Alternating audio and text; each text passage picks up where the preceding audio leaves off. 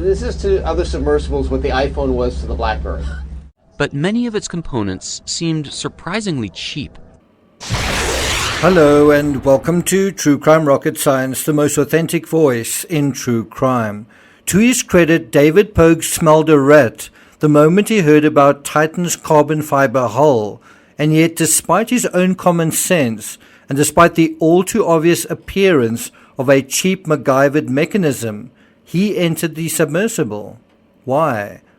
Well, because he was convinced, or to use his word, calmed, enough to feel it was safe to descend in. Well, how did that happen? At some point, safety just is pure waste.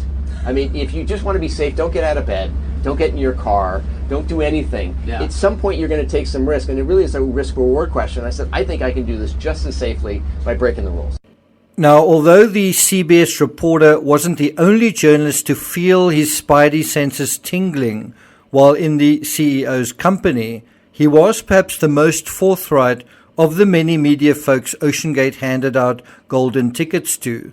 As a result of this, when Pogue's 10-minute clip aired on CBS Sunday Morning on November 27, 2022, mentioning MacGyvered off-the-shelf components, loose buoys, an aborted dive, a successful dive, the sub getting lost on the seafloor, and the Titanic, showing the Titanic in all its glory. In other words, the episode was a mixed bag rather than a ringing endorsement.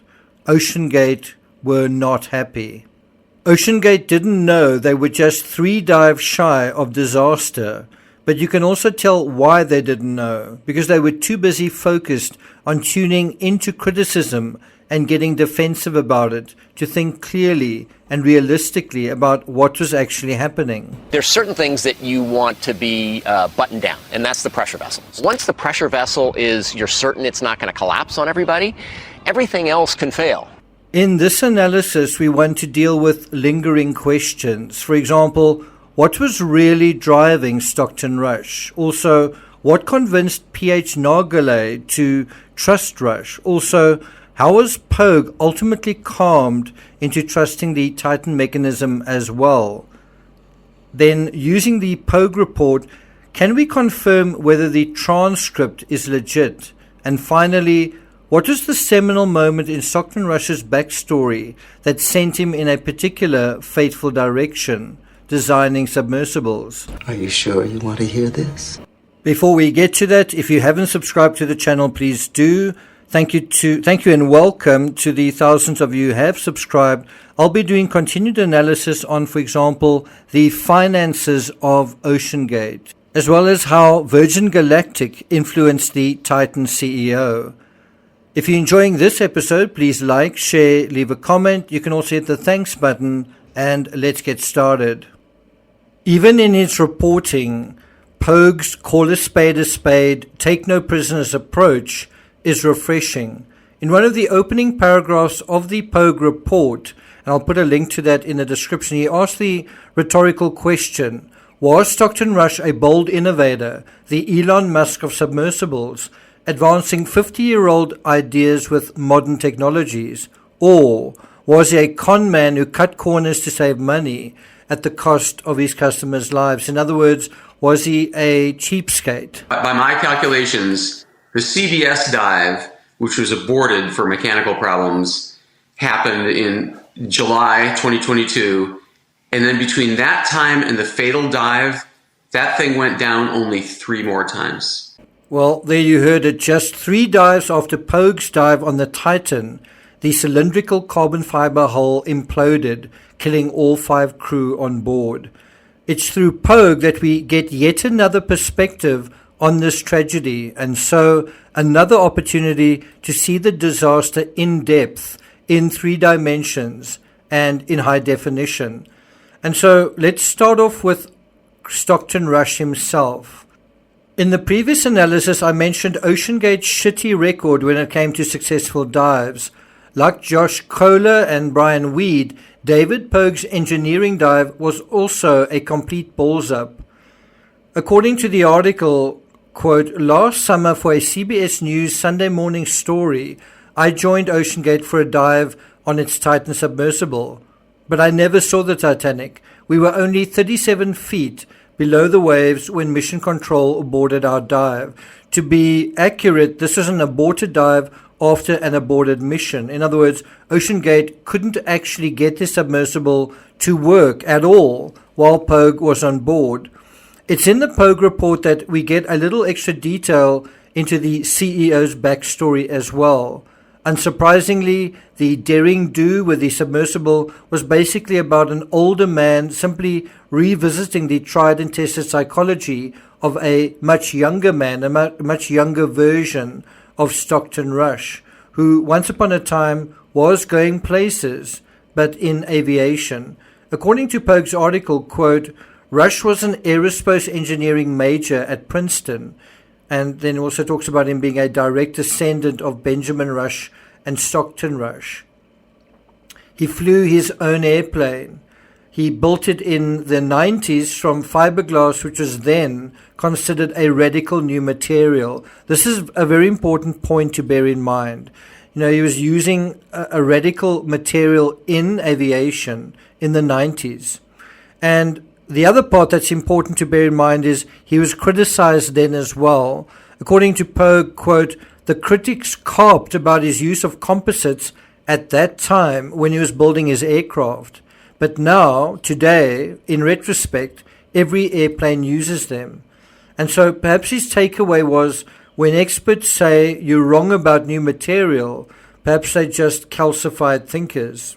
But the more important thing to look at here is that we had a precedent for thinking outside the box from Stockton Rush, and in that case, he proved the naysayers wrong. Why would that be different this time? According to the article, quote, he'd bought and refurbished a submersible, then designed and built a second one that he used to take customers on shipwreck dives in the Bahamas. And so think about it, from fiberglass to carbon fiber, from experimental airplane to experimental sub. It's a somewhat subtle distinction to draw, but do you see? Such a long walk after all. Number 2, Rush's key kool-aid ingredient. What do you think it was?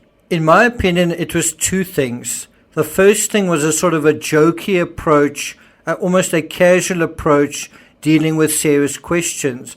And one of the reasons why David Pogue was able to get to some extent under the surface, to get Stockton Rush to open up and for him to be an accessible reporter, was he took the same jokey approach that Stockton Rush sometimes does. And you hear in some of his speeches Stockton himself sniggering and chuckling at some of the statements he makes. And you can see me cracking up in that scene, partly because I find that people will open up to you if they think they have a receptive audience in the questioner, and partly because it seems like he's swashbuckling a little bit. It seems like he's trying to be provocative a little bit. I really think that Stockton saw himself as he wanted to be an astronaut. So I think he's sort of the right stuff kind of guy, or he saw himself that way. The humor thing isn't incidental and it's not random. Did you know that Stockton Rush took part in stand-up comedy at the Bohemian Club of San Francisco's famously secret gatherings? And he apparently prided himself on never telling the same joke twice. You also get the same sense from P.H. Nargile, where he basically says, when he talks about safety and he talks about dying, you see him smiling. It's the same way of dealing with seriousness with a sense of humor, taking it in his stride. So that's the one key ingredient for Stockton Rush's Kool-Aid. But there's another ingredient as well. What do you think that is? And in the Pogue report, he provides a great transcript of a conversation he had about carbon fiber. Right, so in order to pass this test, how does Rush deal with the carbon fiber question? And so what does Rush say? He says, carbon fiber is a great material. It's better than titanium. It's better than a lot of other materials. But you can have a catastrophic failure where you can have imperfections in the structure. And so you really have to watch how you make it. Pogue then responds, well, if one little crack could send you to your death, why did you use it? You don't need it to be lightweight. Rush then corrects him, and he says, yes, you do. You do need it to be lightweight. And then he makes the case for carbon fiber. He says, carbon fiber is 3 times better than titanium on strength to buoyancy. All of a sudden, my pressure vessel is lighter than the water it displaces. So it's one of the best materials to make a sub out of. Still not convinced, Pogue says, as anyone else said, look what Rush did. Maybe we should make ours out of carbon fiber. And Rush then answers no. Now, I'm going to get to the rest of that dialogue, but in terms of the question, if one little crack could send you to your death, why did you use it? And what you can tell from that, his answer to that, is functionally, on the one hand, it's light, and on the other hand, it's cheap. And he was thinking in that respect, and then he was playing down in his own calculus the safety side of it. In his article, Pogue says, I push him on this question. To his credit, he does. He pushes him. He says to him, don't you know that carbon fiber has got a terrible compressive strength? And to Pogue's credit, again, he has that basic knowledge of carbon fiber. And he says to Rush, you know that under enough pressure, it shatters like glass. And in terms of that remote control that he was using, that console, he says that also seems like an odd choice. And so what he did was he openly criticized Stockton. And all of these criticisms are valid, but then this is how Stockton responded to them. And this was how, David Pogue says he felt calmed by this. He felt more confident about the whole issue. He actually says in his article, inside, I'm not actually worried about safety. And he says the reason is because Rush points out that only the accessories are off-the-shelf parts. And then he quotes Stockton Rush saying the following, quote, the pressure vessel is not MacGyvered at all, because that's where we work with Boeing and NASA and the University of Washington.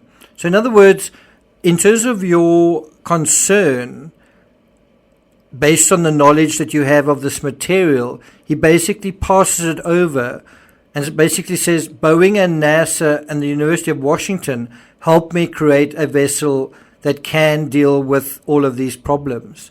And of course, the question is, was that true? And that is the secret ingredient, is that you trump those concerns by name dropping a credible company, but not giving the exact details. And then you basically feel, oh, well, if a big reputable company like that is dealing with this issue, and then you don't really have to worry about certification because that company knows what it's doing. But of course, all of this is premised on you believing what Stockton Rush is saying. And now a very real question is, should you have believed them? And it's also now a legal question. Also, he said, once the pressure vessel you're certain it's not going to collapse on everybody, everything else can fail. You heard that quote earlier on. Your thrusters can go, your lights can go, all these things can fail, but you're still going to be safe. And to his credit, again, Pogue later followed up with Boeing, and they said, you know what, we weren't involved with the Titan. So if that makes sense to you, you can also see how PH trusted OceanGate, right? Why did PH trust Stockton Rush? Well, so how did PH deal with his own uncertainty in the face of the enthusiasm and the charisma of the founder and also his crew? And so what PH also found was that he was swayed, he was convinced by this reference to Boeing on the one hand, and on the other hand, Rush piloting it himself, piloting the craft himself. And so in the Pogue report, you see him talking about having dinner with Paul-Henri Nargeolet, right? And he'd visited the wreckage 37 times at that point. And just to put this in perspective, Nargeolet didn't actually make it a 38th time. So at the point of this interview, which was in 2022, with CBS reporter David Pogue. PH had only done 37 dives. Well, a year later, he still had only done 37 dives on the Titan, and he ended up dying on the 38th dive. It shows you how little the Titan actually achieved over a period of a year. OceanGate, according to the article, employs him to accompany the passengers on the dives to narrate what they're seeing. And this is the important thing. He observed the testing and the construction of the Titan and is completely satisfied with its design. That is what he said. He said that he observed the testing, he observed the construction, and he said, you know what, in the world of the submarine, there was always a rule, no carbon fiber. But he was working with Boeing, with a big company, meaning Stockton was working with Boeing. And it's hard to say whether was PH with him in the room and saw like Boeing parts with Boeing logos on them, or did he actually talk to Boeing people, or was this just material that he acquired from Boeing and then you say, oh, well, it's the same thing, it's good enough. So I think one's got to ask the question, did Stockton Rush deceive the people around him? Did he exaggerate? Did he even tell lies? And I think the same applies in a way to PH. I don't know whether PH was dishonest, but PH may have unwittingly repeated the same claims that the CEO was making without knowing for sure, without actually establishing for a fact that those claims were true. I mean, another claim is that Titan had already made 20 uneventful dives to Titanic depths, and that doesn't seem to be a correct fact. So you can imagine one way to calm down an anxious passenger or an anxious reporter is to exaggerate, is to make claims that actually are patently untrue. And what you will then get is the person, if they accept what you're saying and they don't check it up, feeling calm and feeling no longer feeling as anxious. But how do you think David Pogue would have felt if he'd Googled quickly or contacted Boeing right then and there and said, oh, is it true?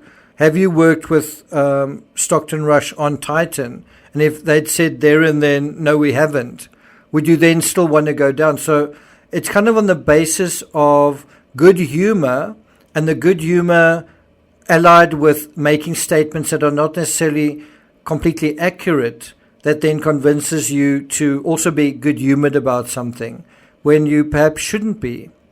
Number 4, Dumb and Dumber. Rush's own words were that there's nothing dumber than doing anything on the surface of the water. It's that transition where the problems happen. It's when you get that sub out of the water and now it's not in the water, it's hanging on a pendulum. That's the dangerous part.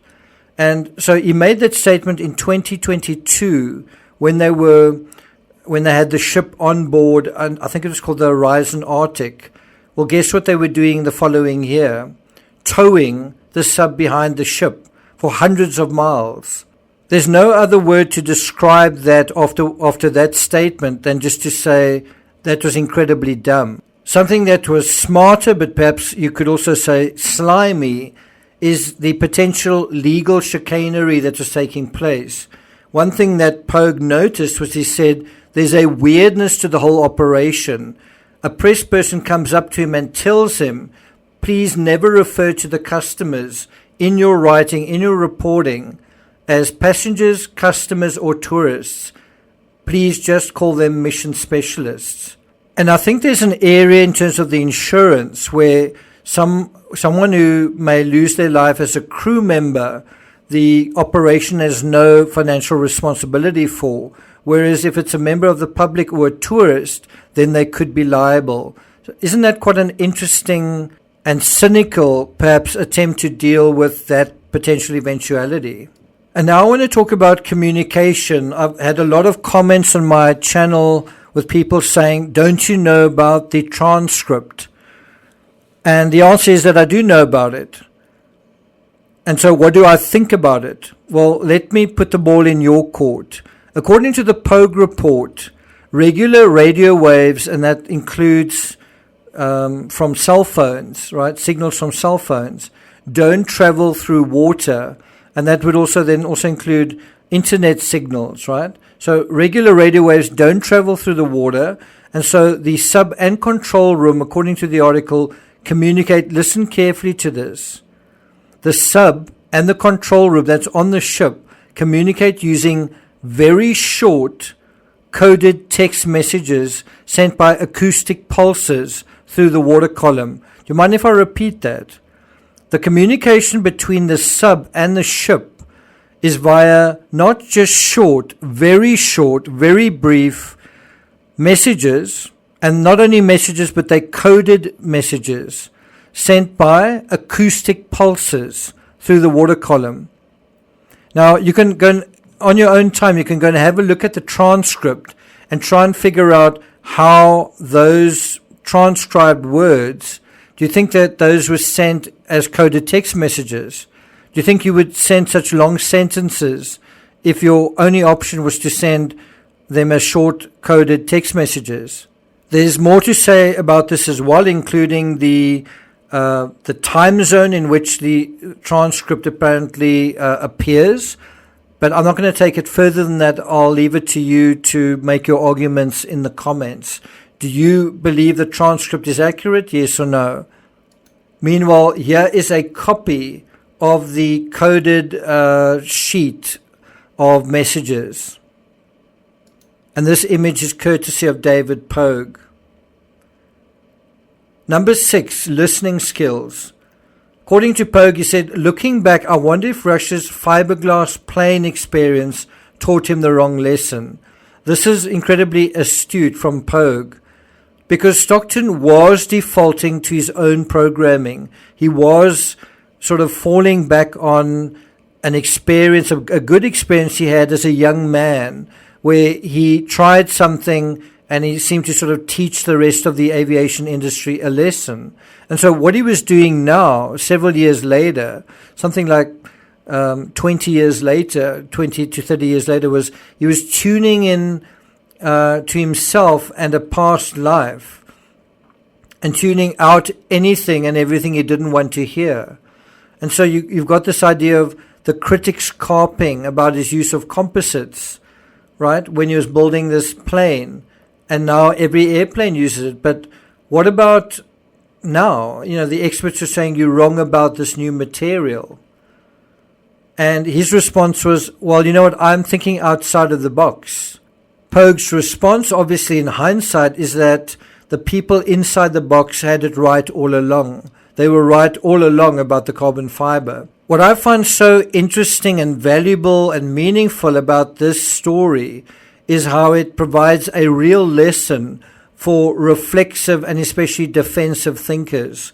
Sometimes it's not personal. Sometimes it's not an agenda. Sometimes it's not a vendetta. Sometimes it's not even a competition. It's simply reality.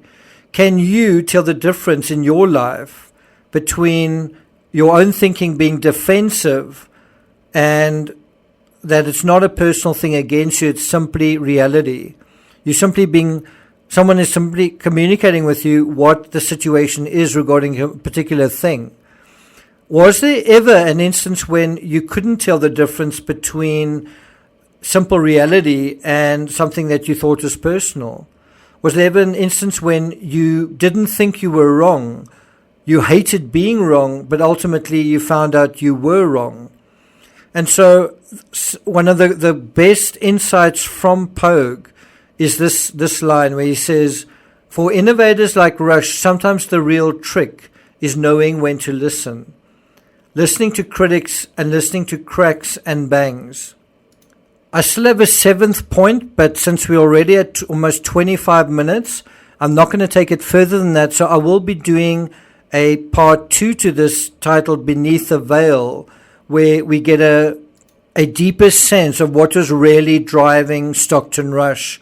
Do you agree that this is really interesting, finding out how the thinking patterns are working and how they worked on various people?